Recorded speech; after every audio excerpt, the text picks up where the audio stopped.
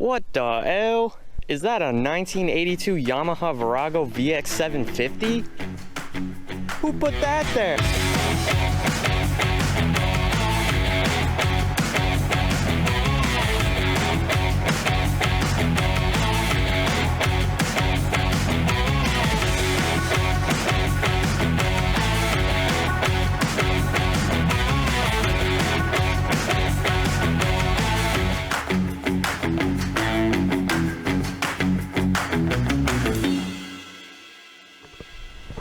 Today we have a 1982 Yamaha Virago.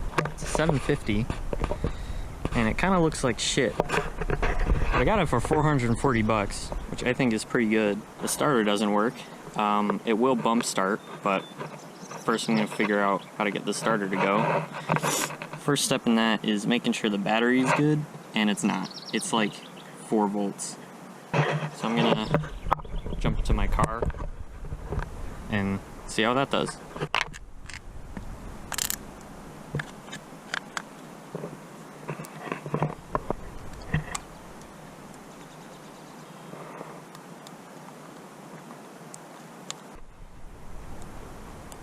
Oh wow, okay, nothing works. I had the battery hooked up backwards. That's funny. I love the black wire coming from the positive. That is my favorite wiring trick. I can short the starter solenoid, and I get 12 volts at the starter, but there ain't no chooching whatsoever. It should be chooching right now. It should be at least trying to turn the starter. So, starter's bad, 100%.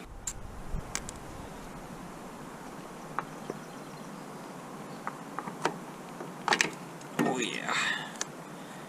The teeth look fine on that, which is good. Wow, I'm glad it was above the oil line. That would have been funny. Uh-oh. Well, that would be a snap ring that goes right here.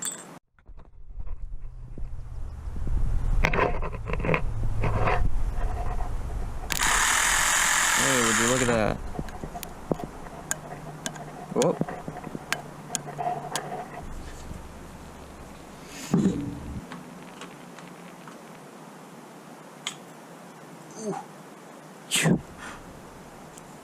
Oh!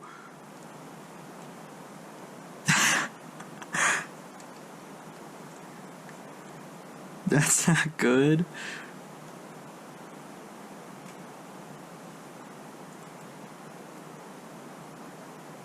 Holy shit. Alright, well, safe to say that thing's chooched. Got a new starter.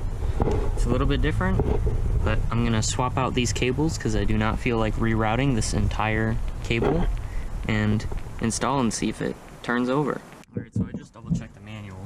Unfortunately, I have to take off the left side crankcase cover. I will either regret checking the manual or be thankful for checking the manual.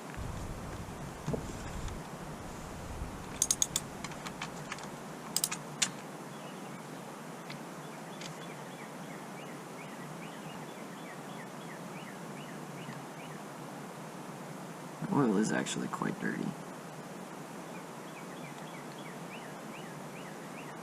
Not horrible, not great.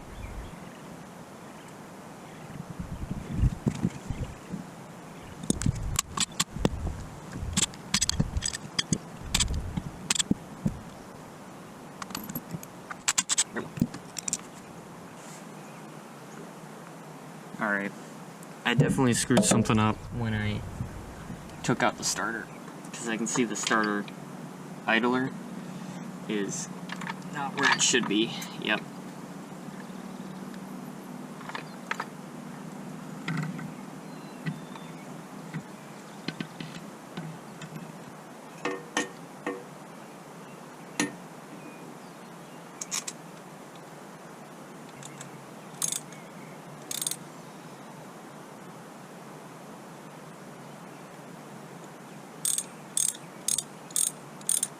Whatever. Oh, man. Pre-snap ring plier me just ruined his jorts.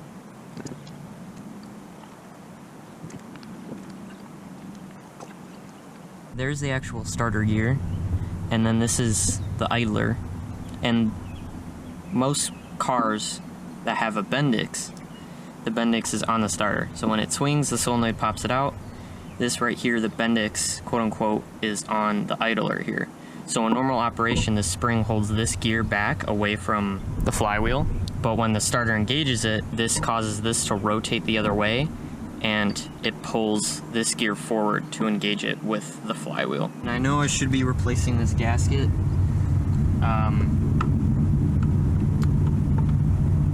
I'll do that later.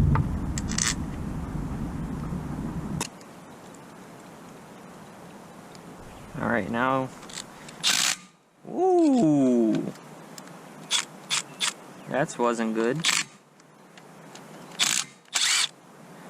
Since the oil is drained, we can just do an oil change.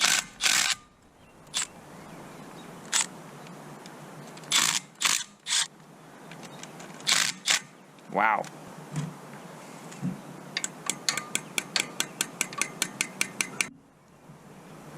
Oh yeah. There we go. Nothing out of the ordinary. I'm gonna be honest. I see, yeah, an occasional fleck of glitter, but no chunks of metal. For a 40-year-old motorcycle, I'm happy with that. This whole side, this way.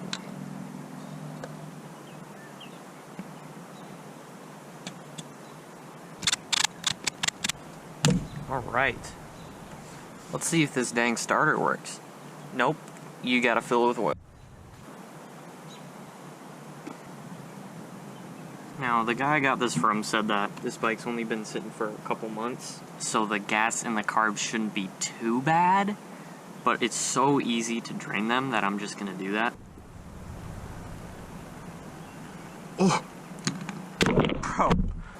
Looks like when you haven't drank water in a very, very long time. This does not give me hope for the internals of these carbs.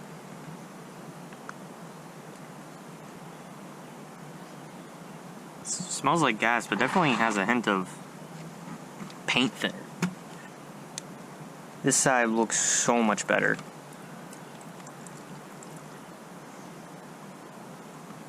You know, I've never worked on a V-twin before, so I don't know if this is normal for an older one, but I think it's actually pretty ingenious that they use the frame as basically an airbox. So the carbs plug right into the frame, and then the air filter, which desperately needs to be replaced, also just plugs right into the frame. I think that's pretty nifty. Gasoline floats on water, so if your gas accrues any water, it's going to sit at the bottom of the tank. You can just shake up the gas tank to wash around that water. Should see gas flow once I turn this.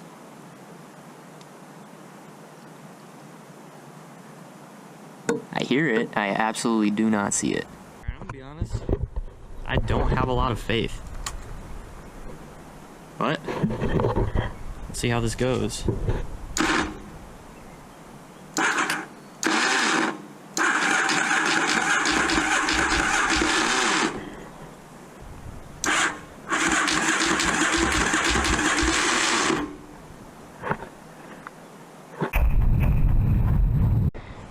Alright, so it's been a couple days. I did some research, and it looks like this is the starting issue that plagues all 80s 750s. So I'm going to open this side crankcase cover again.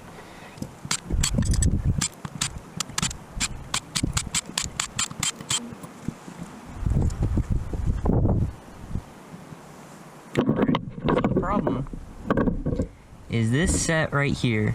These are the starter gears, and I'm gonna take them out to show you easier, but take note of this little circlip that's in this slot. So this is our starter clutch. So what's supposed to happen is that the starter drives it, and this goes counterclockwise, and since this circlip is in this slot, it drives it backwards, and that causes this gear to shift forward. But what's happening is that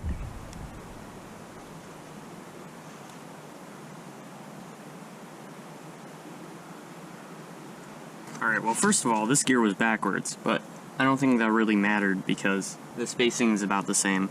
But anyway, you can see, I flipped it around.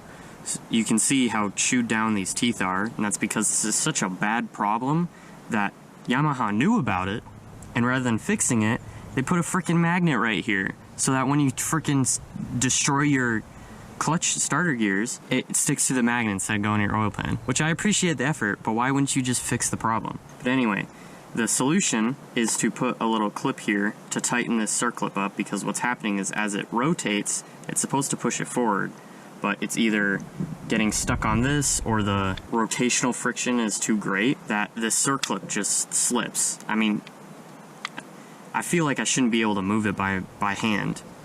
Alright, so I took this into the shop and I wrapped some machinist wire around the circlip, and it's a lot tighter now. So that should add our resistance we need to actually make it kick forward. And I measured the gap between the surface of the teeth and these wipers here, and it's identical on both sides.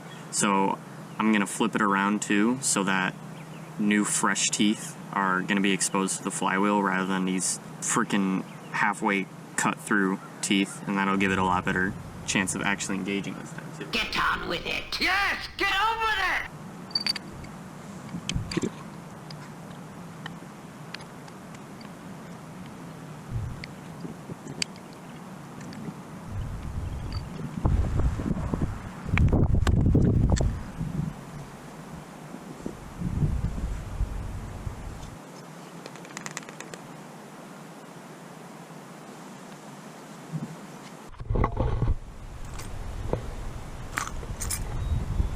Neutral is on.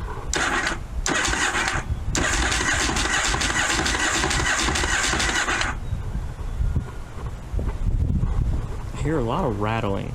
I'm hoping that's still because the gear on the starter was a little loose. I'm hoping it's that, and it's not my rod bearings. That would suck.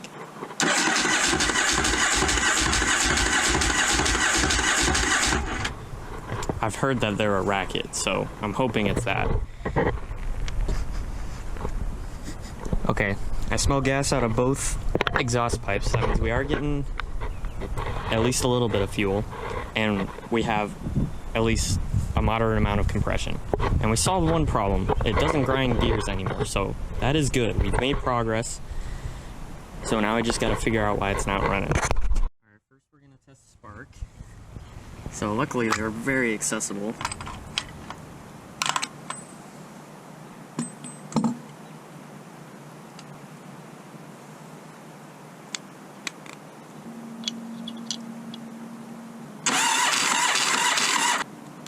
Good.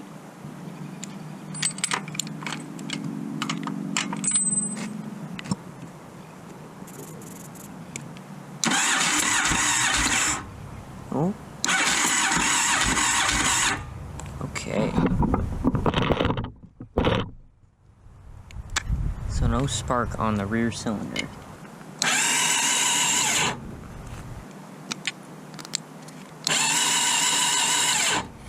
So you can see the good one produced a nice bright whitish blue spark across the spark gap. The bad one, you could see the tiny spark actually strike the insulator here. And so basically the spark was breaking down before it could get enough voltage.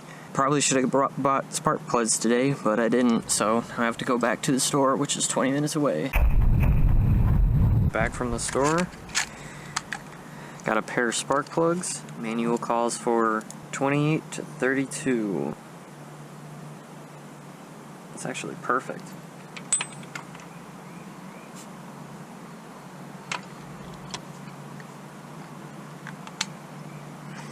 Alright, let's see how we do now.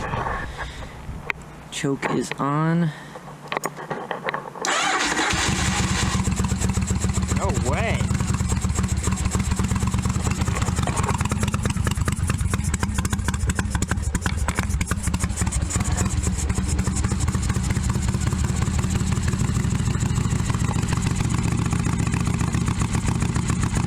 I did not expect that.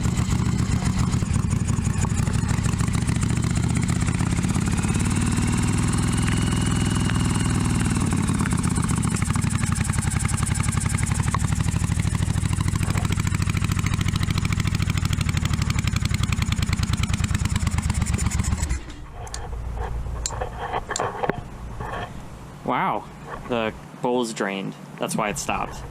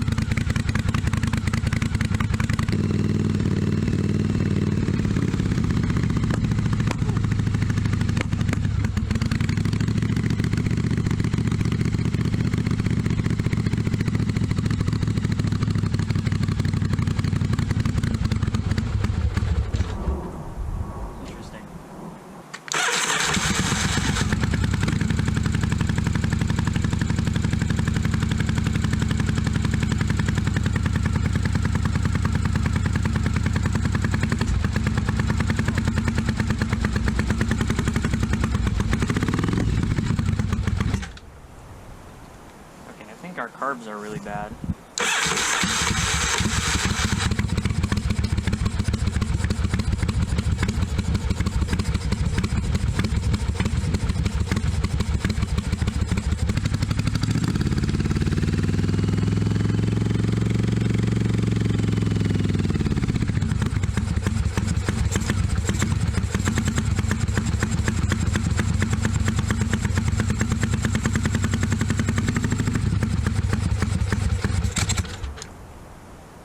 Saw this coming, but my finger. Yeah, you see that? That's why once it ran away one time. That's because this was stuck open. This controls your main needle valve. So when you rev it out, if this gets stuck open, it's gonna keep revving high. Let me see if the other side is like that. The other side isn't bad, but it isn't great.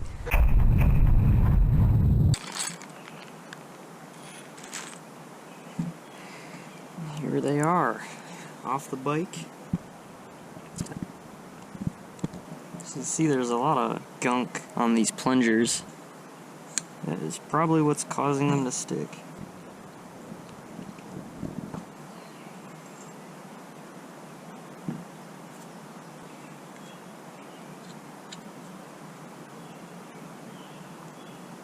The rubber actually looks fine, but you can see there's a big mark here, and it's just so dirty.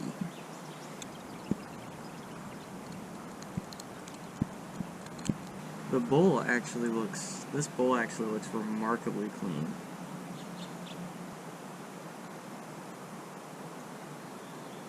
So the float needle, I'll explain everything at the end, but this is called the float needle, and it's supposed to be a straight cone. You can see there's a bit of a groove in it. This is just a sign of wear, and the floats are quite discolored. That's definitely from sitting in gasoline for too long. You can see that this is varnish. That's, yep. Yeah, this gasket, oh, that is utterly cooked. Well, you can see these are the jets. This one is so chewed up. So that means somebody has been in here before. Now that's really bad because in the manual, this is your pilot mixture screw. This adjusts your air-fuel ratio. There's nowhere in the manual that says what this should be set at. It says, do not touch this. It's set at the factory. Well, what do I do if some jerk-off messes with it? How do I know it's in the right setting? I don't. And clearly, some jerk-off has jacked with this. I don't know if they've messed with the pilot screw. Oh, it looks nice in this one too.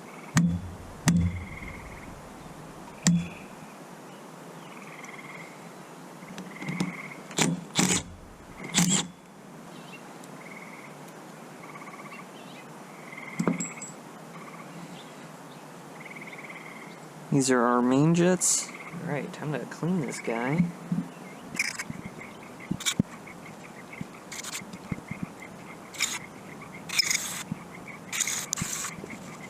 Last but not least is the mixture screw. Alright, that's the mixture screw. The tip is dirty. there you go. What about this guy? The O-ring's kind of screwed up. It's also a little dirty, but not too bad. Alright, now we can put this dang old thing back together.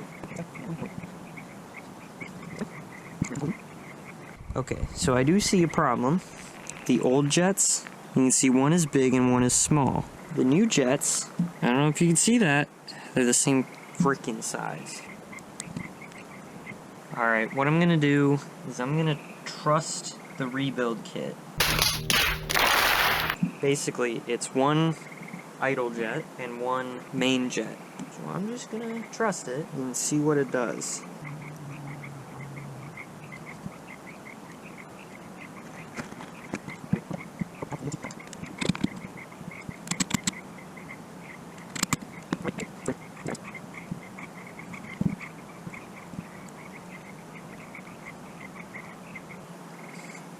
Old one was pretty dirty, and the needle tip is actually varnished up. So, important thing to note, there are holes here, and that basically connects the main passage of air to the upper side of this diaphragm. And the underside of this diaphragm is vented to atmosphere. That'll make sense later.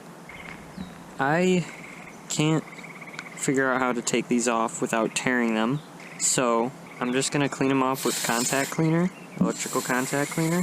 Thankfully, these seem to be the only part of the carbs that are actually in decent condition. They're nice and supple still, no cracks, it's not brittle.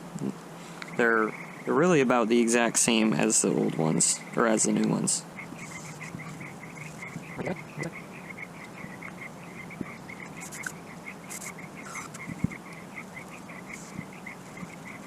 Alright, install new main needles.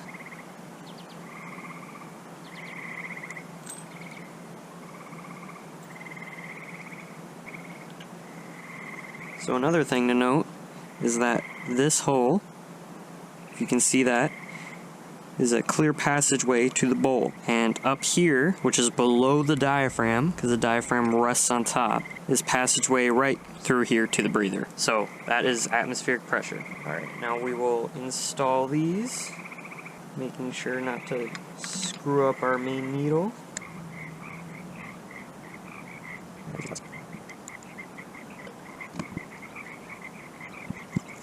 Alright, now we can go over how one of these actually works. So first thing is, this is upside down right now, obviously. The bowls need to be filled with fuel. Fuel comes in through this hose and comes out this port right here. Valve right here, right there. When this float is lifted up, it closes the valve, and when it comes down, it opens the valve. And that's how it maintains proper fuel level. And the important thing is that the angle of this tang needs to be correct so that the fuel stops at the right level. Now once the carburetor is filled, you have two circuits. You have your pilot circuit or your idle circuit, and then you have your main circuit. So this is your pilot jet. It's a very small jet, and that just comes up into this hole right by the throttle plate, this inner hole. It looks like an oval. And the second hole is your mixture screw. And this screw you can adjust to adjust how much air is admitted and therefore the mixture at idle. Now the reason that fuel's even sucked up into this is because the air is going through a constriction, and due to the Venturi effect, it speeds up and the pressure goes down. This pilot circuit operates mainly to 0 at idle to 1/8 throttle. Then once you open it more, it goes through this main circuit. This is the main jet. It's larger, so it emits more fuel. And on simpler carburetors, this is your throttle valve. It has a main needle on it, and as it opens up, it exposes more fuel. But these types of carburetors are called a constant velocity carburetor, because on a simpler carburetor, if you were to whack the throttle, it would just kill the engine, because the vacuum pressure inside the main passage would go so negative that it would just completely stall the engine. So what this does is that you can open the throttle plate, and then that allows the engine to rev up, and basically the engine puts more and more vacuum on this dome up here, which lifts the slide valve higher and higher, which will admit more fuel and allow it to rev out cleaner. And then last thing is the choke. The choke is basically an entire separate carburetor. It's this port right here, and when you pull the choke in, this is basically like a throttle for the choke. So when you pull the choke in, it opens up the throttle for the choke carburetor, and it basically just lets in a crazy enriched mixture, almost 1-to-1. Also, I just realized I forgot the slide springs. I will do that at the end.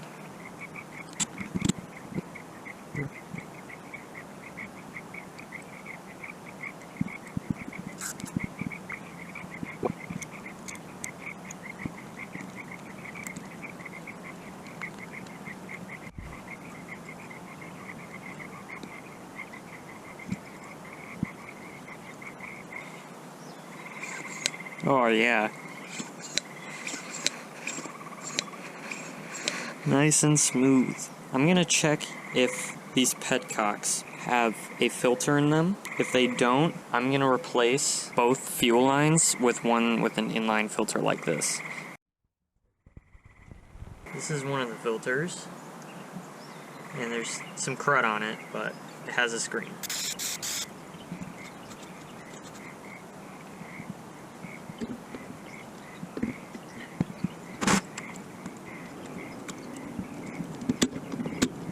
Uh-oh. Oh, brother. Oh, brother. I'm so stupid. I really put myself in a pickle this time.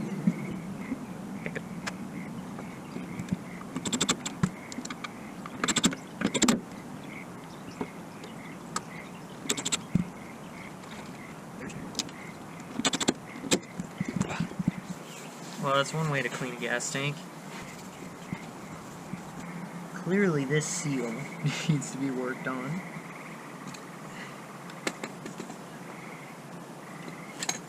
There we go.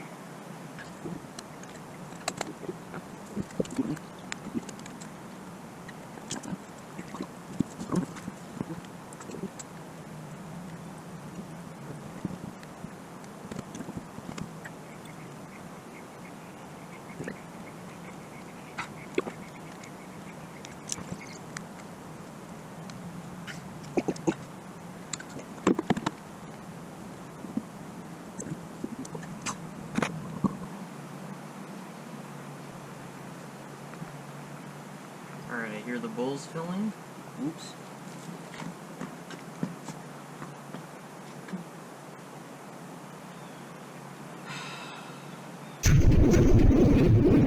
Alright, I don't know if I'm going to show you guys that, but last night I spent 4 or 5 hours trying to diagnose this leaky carb issue. What was happening is that it was overflowing, and that means that the float needle, which lets the gas into the carburetor, was not sealing shut on the float needle seat, whatever you call it. And I tried all new parts, all old parts, some new parts, some old parts, cleaning it really thoroughly, changing some lines, draining the carbs, refilling them. Pretty much nothing worked.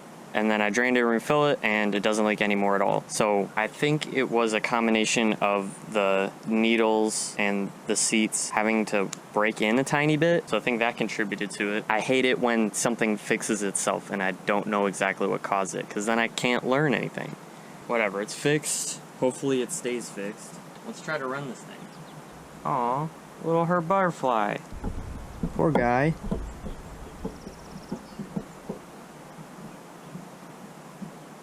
Procrastinating because I don't want to be disappointed again.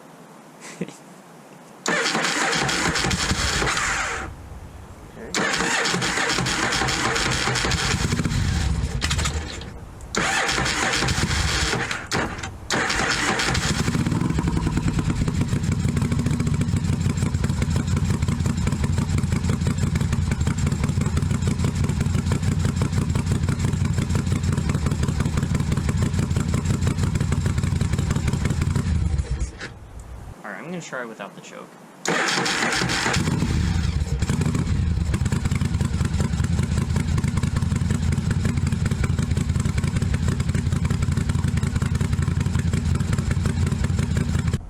He just died.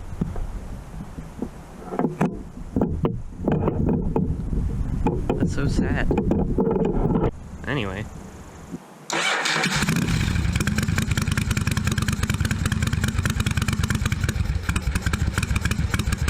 Trust the rebuild kit.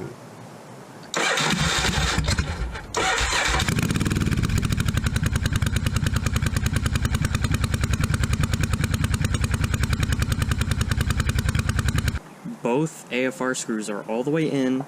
Yeah, our rear cylinder AFR screw is all the way in, and it's still running extremely rich. So that means the jet kit we bought is wrong, which is what I suspected. Awesome.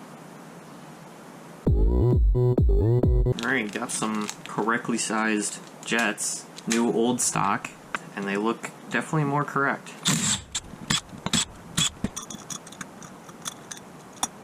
Little bit different.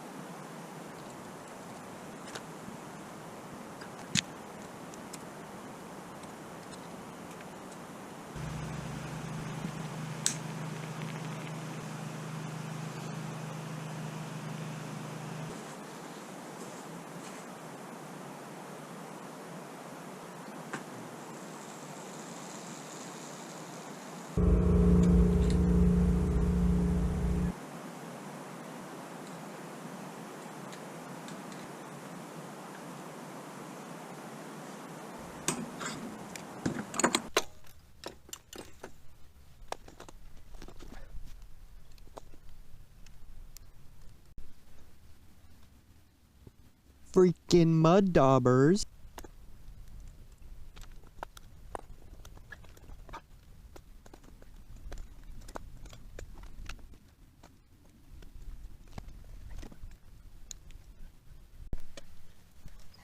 Gosh darn freaking mud daubers.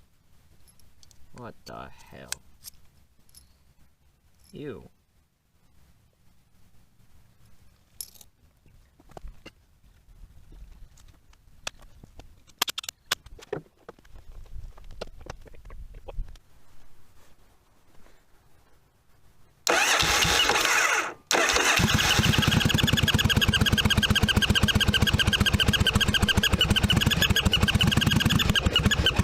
I think we have a vacuum leak. Oh, this is loose. That'll do it. That'll do it. Okay.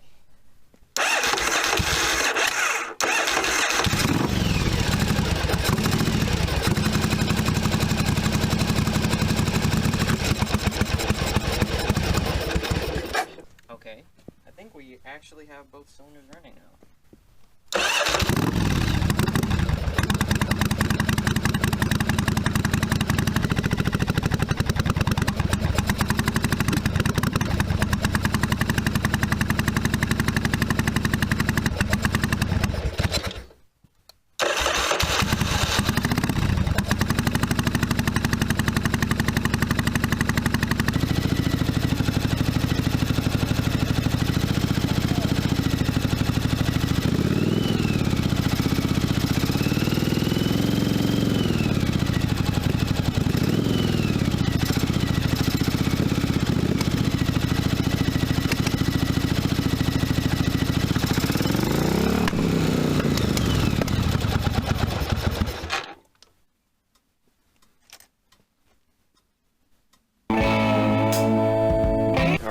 Been a while. Kind of took a break from this thing, and I got educated on carburation because I was getting hella Dunning-Kruger effect.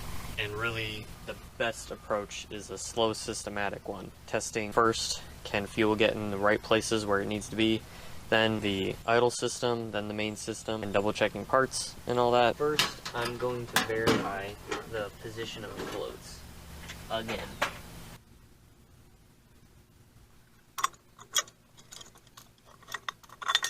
There we go. We'll take out the needle valve. We'll bend this guy down. Alright, let's try this again. Get some choke.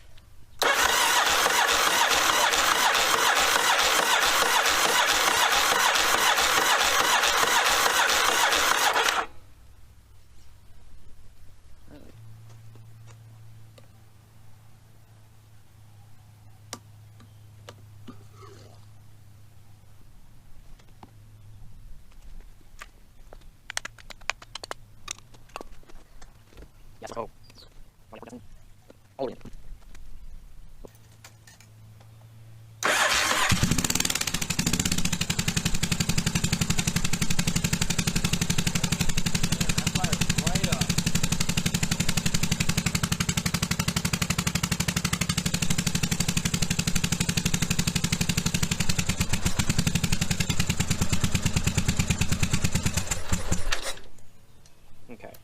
Okay, so it fired right up, right away, with no choke. And it was running until I added a tiny bit of choke, and it stalled. The manual said the rear jet is supposed to be a 132, whereas the front is supposed to be a 128. And I think that's what's screwing me over. So I'm gonna swap the jet on this rear carb to a 128. But this is huge progress, huge progress. I got the rear cylinder to fire. That is huge progress.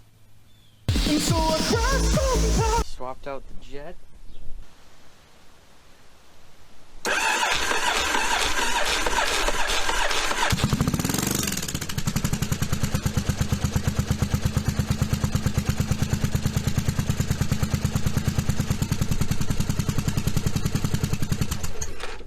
Okay. So I think we are actually good. I think it's still a hair rich, but it's hot. It's very hot right now. There's a huge heat wave. So I think we are already at operating temperature. So I think I'm gonna live with that for now.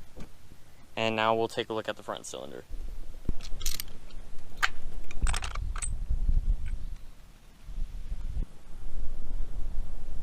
With no choke.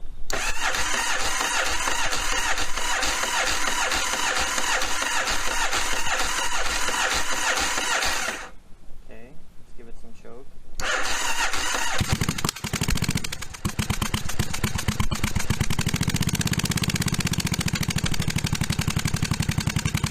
Oh, it only needed a tiny bit of choke.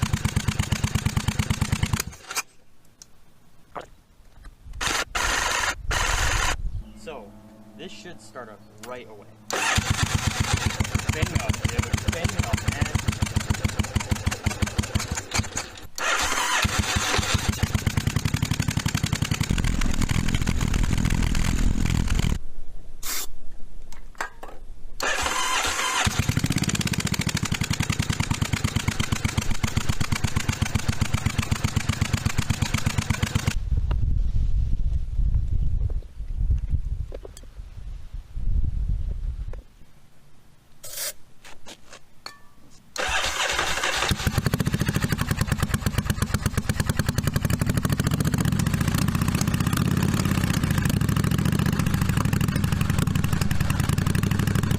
So I have to start the front on starting fluid, and it's backfiring out of the carb.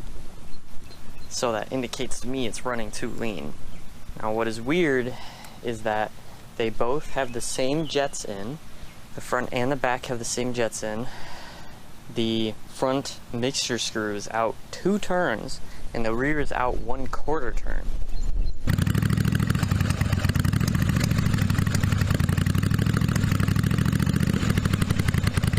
Alright, so I see an exhaust leak down here, and I think I see an exhaust leak up there, and that would definitely, higher flowing exhaust or less resistance in the exhaust would cause a leak condition.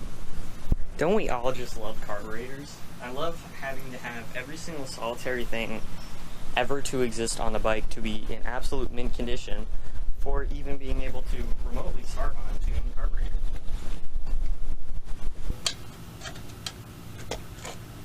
Oh, it's loose. You gotta be kidding me. What about this one?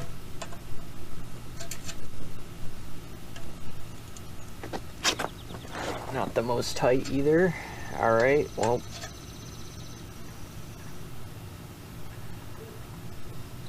Here's the gasket. Okay. Of course, it's a different size. Of course. Why would you make all 3 the same size?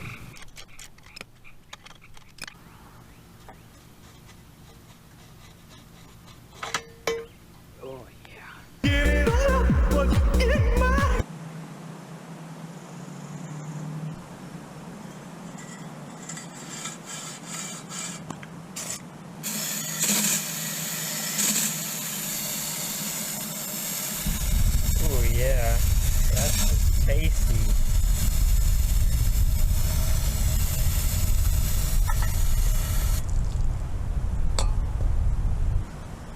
See in there, that sealing surface is nice and clean.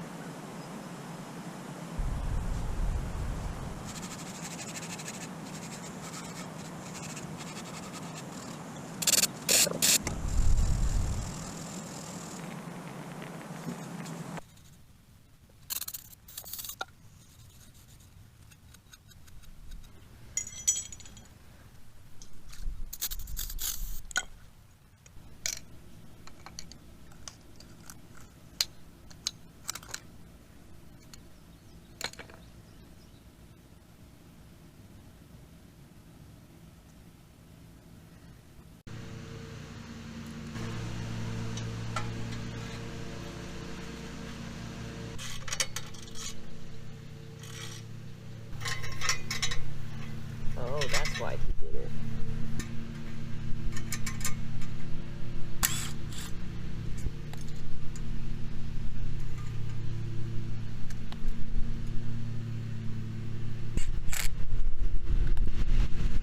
This is why he didn't put this all the way back, is because this little tab here is blocking away. Luckily, you can just take it out.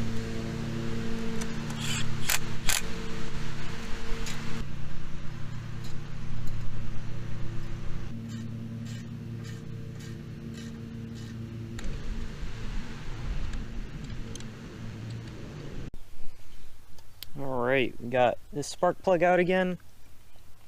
Now we'll start the front cylinder cold. Alright, let's try a little kick.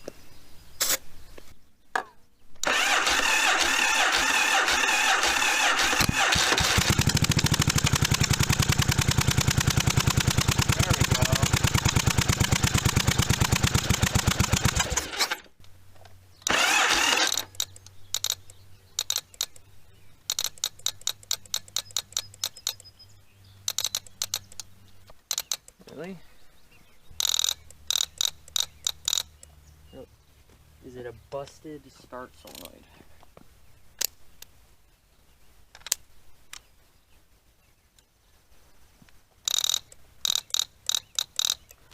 Uh-oh.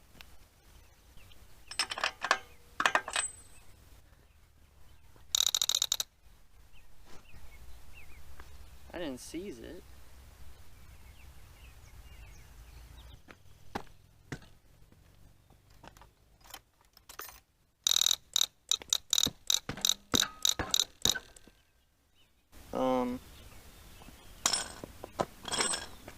What happened here?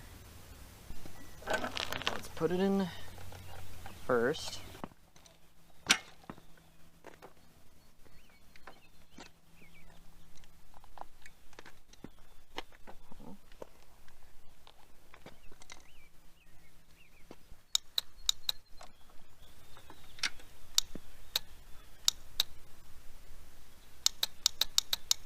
Why? Why do you have to do that? All right. I think our starter is jammed or seized or something's going on with it. Now I did notice this a while ago. Can you see that? That this rod is a through bolt and it's bent, which means this front part of the starter case has twisted compared to the back part. That is a sign of a shitty starter. To look at it, I have to take off the left crankcase cover. Got the starter off. Looks like this bar twisted so far that it contacted the positive post. So you can see there's black scorch marks there. So that's definitely our problem. Alright, so straightened up the starter and I also put some heat shrink on that little bolt. So if it does twist again, it won't cause any further problems. And turns over just perfect.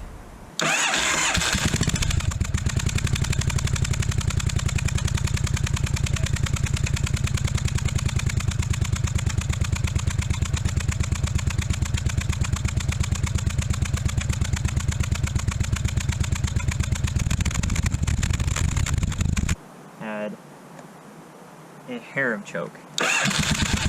Boom! Boom! Oh, that's so satisfying.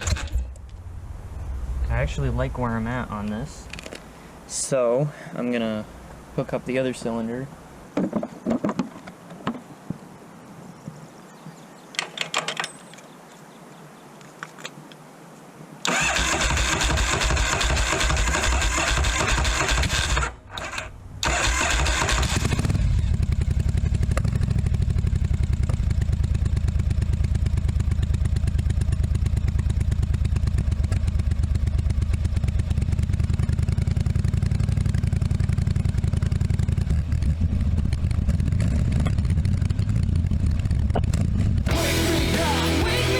Dropped the bike trying to move it, and this piece of junk handle just snapped off.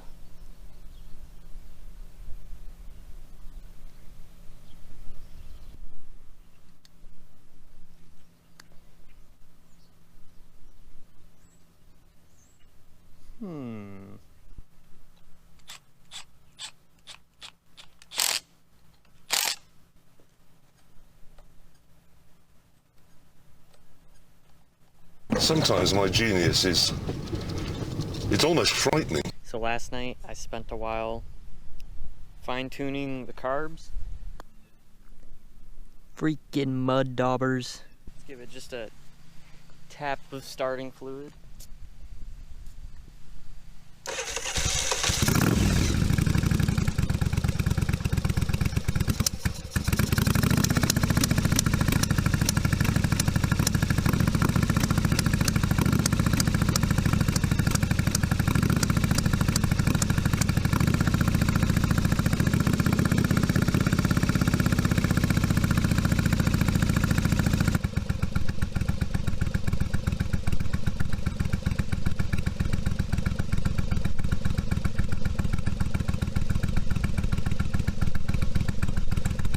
So it's quite hot today, so I figured I wouldn't need any choke, but I added a tiny bit of choke with choke. The front was happy and the rear wasn't.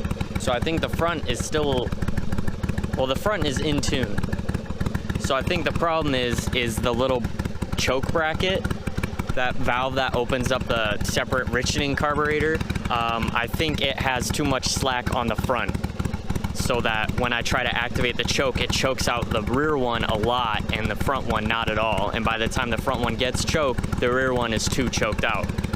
So luckily I should be able to fix that with shims or fixing that linkage or whatever. But it's running now, so we're good.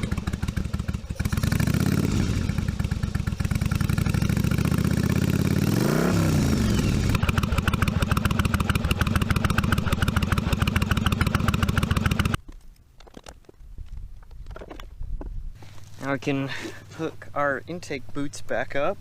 Now at this point you might be wondering, well, isn't that gonna mess up your fuel mixture again since you're adding more resistance to the intake side? And no, that's because what causes the fuel delivery is the vacuum in the carburetor or the vacuum in the intake manifold. The carb is actually vented to the intake manifold right here. This attaches right behind the filter, and so does this. So everything is a uniform pressure. So adding this should not affect the pressure much at all. Now it will affect it a little bit, I presume, but it's not going to be any crazy amount.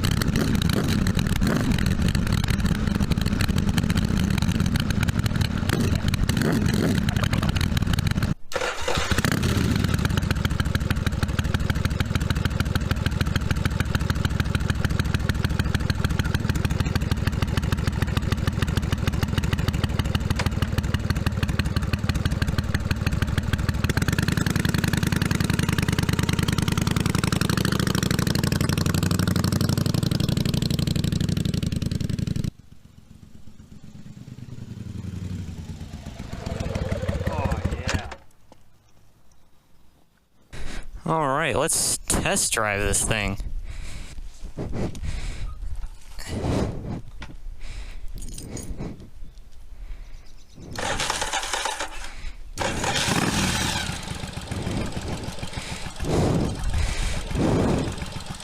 Alright.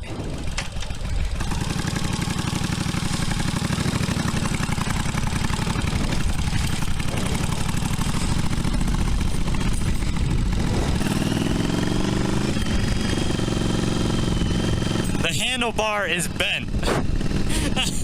That's hilarious. The handlebar is bent.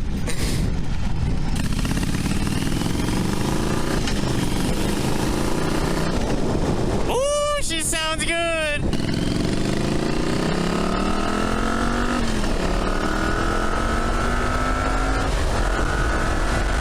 Woo!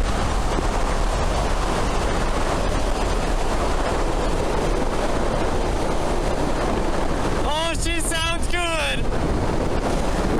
She can clutchless shift just fine. Oh, it's only a 5-speed. Oh, she sounds so good! This is awesome! I have no idea if this speedo is correct. Wow, the gears are really short.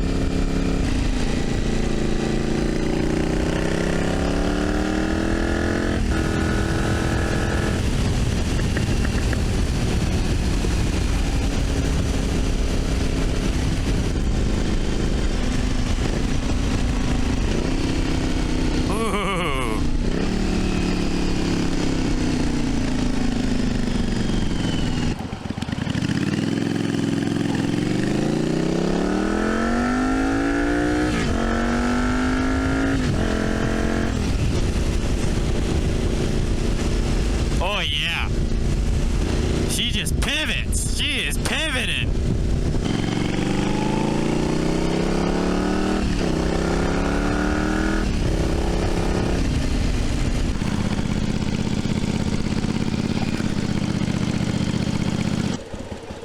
Right. Oh, she stopped. Let's increase idle a little bit then.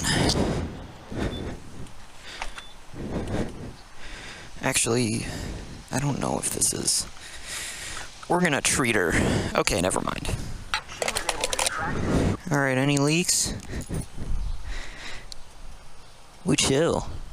Any signs of overheating? I think we are good.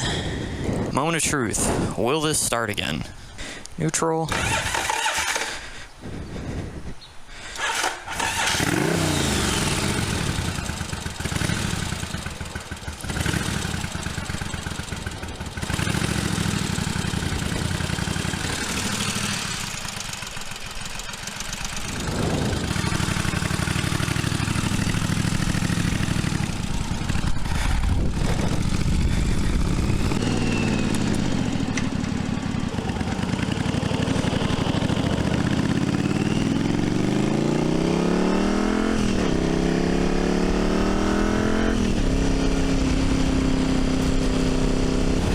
Remember to relax. I'm leaning forward. I'm so used to like frickin' sport bike shit. Sport bike?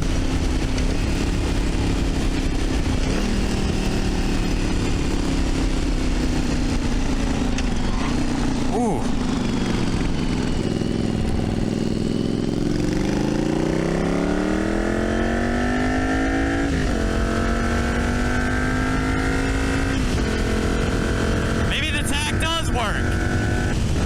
I don't know where wide open is. It just keeps starting.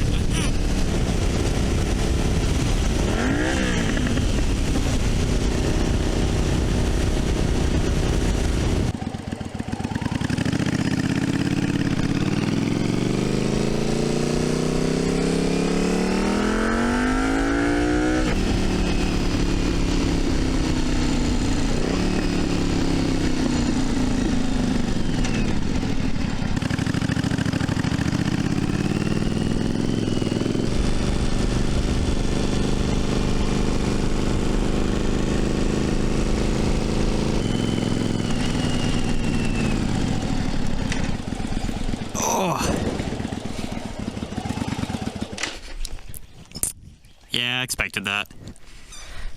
Sup? Oh. Yeah. Wow, that goes really well. Yeah. Nice. Yeah. The handlebars are bent, and look at the brake.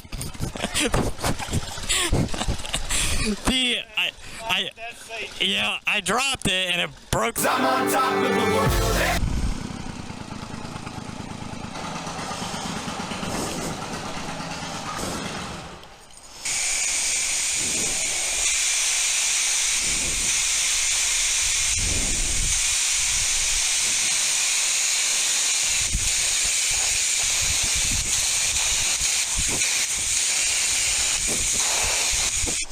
Let's hope this actually starts.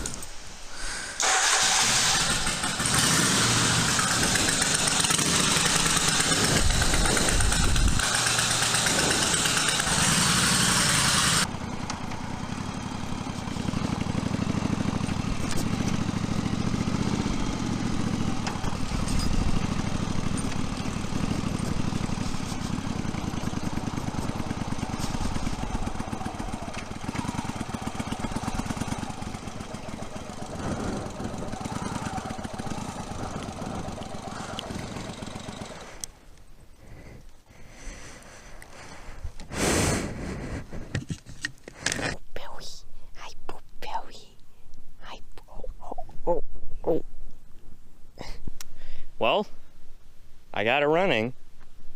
This is far from the end of working on this bike. There's lots of things to be fixed, and cracked seals and dented metal and perfectly functional brake levers.